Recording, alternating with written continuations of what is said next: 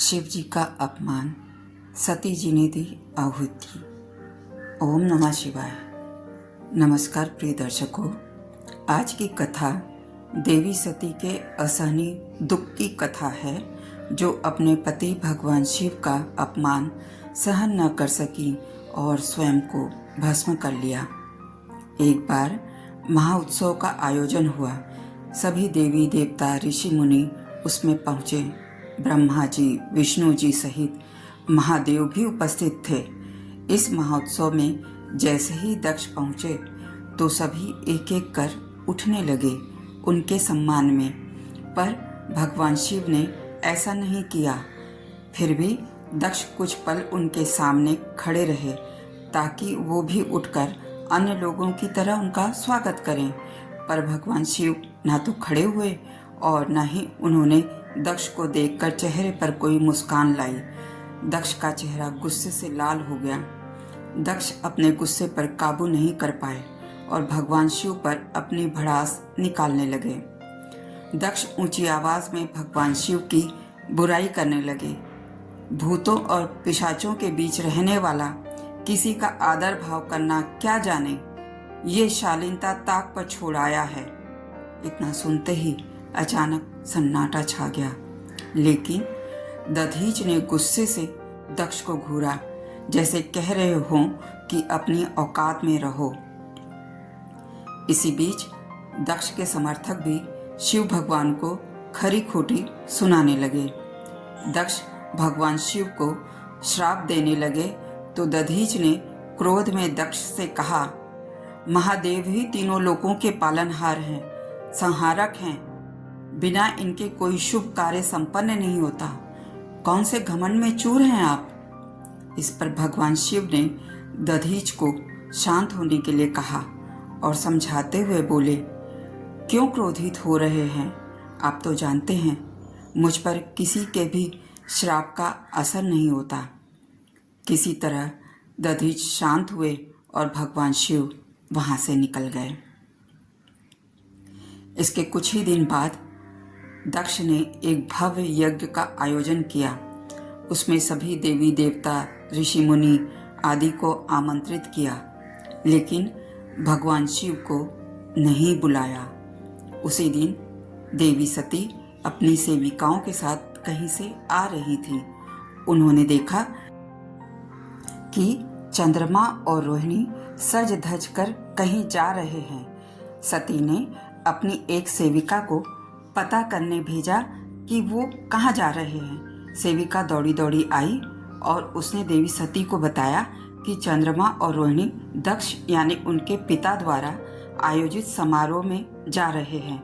सेविका ने हैरत से पूछा, देवी, आपके पिता के यहाँ समारोह है और आपको ही नहीं पता? माता सती ने जवाब देना उचित नहीं समझा, पर इस बात का गुस्सा और नाराजगी उनके चेहरे पर साफ दिख रही थी कि उनके पिता ने अपने बेटी दामाद को ही समारोह में नहीं बुलाया। देवी सती ने शिव जी के पास पहुंच सारी बातें बता वहां चलने की मंशा जताई, पर शिव जी ने कहा कि बिना आमंत्रण के किसी के समारोह में जाना अपमान से मरने जैसा है। शिव जी ने बहुत समझाया देवी सती को, पर वो नहीं मानी। उन्होंने कहा वो अवश्य जाएंगी और पता करेंगी कि आखिर उनके पिता ने ऐसा क्यों किया। शिवजी ने देवी सती को 60,000 सेना के साथ उपहार सहित विदा किया, जो उनके मायके वालों के लिए था।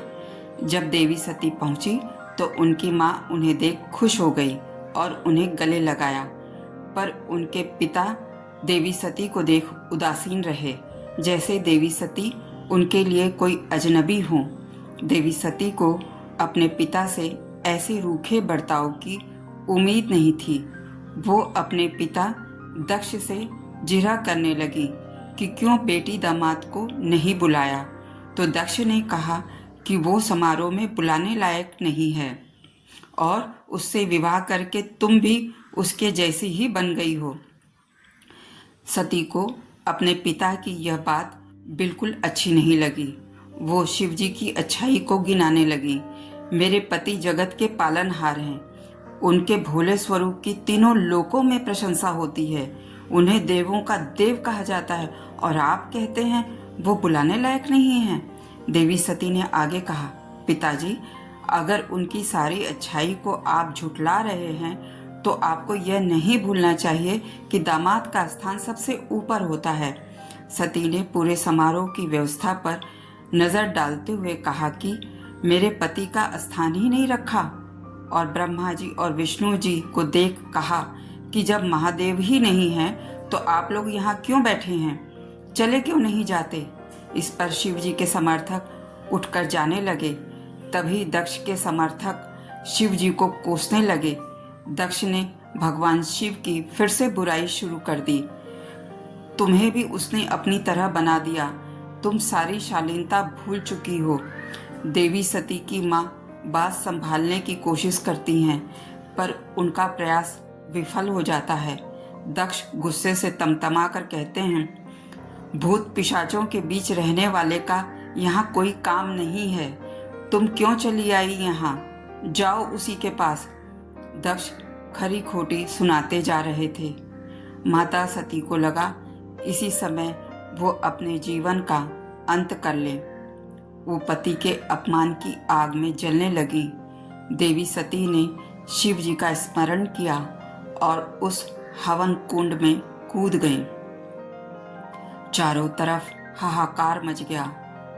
कुंड की भभकती ज्वाला में सती माता भस्म हो रही थी।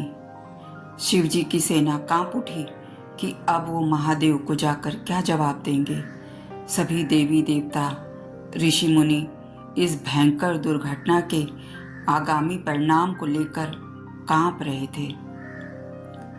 प्रिय दर्शकों, जिस महादेव को कठिन तप करने के बाद देवी सती ने पति के रूप में प्राप्त किया था, तो उनका अपमान वो कैसे झेल पाती, और यहीं से दक्ष के विनाश का आरंभ हो गया। महादेव ने कैसे देवी सती के बलिदान का बदला दक्ष से लिया, इसके आगे की कथा लेकर अगले सप्ताह मिलूंगी आपसे। प्रिय दर्शकों, कृपया मेरे चैनल मून वीनस क्रिएशन को लाइक और सब्सक्राइब करें और बेल आइकन को अवश्य दबाएं। ओम नमः शिवाय।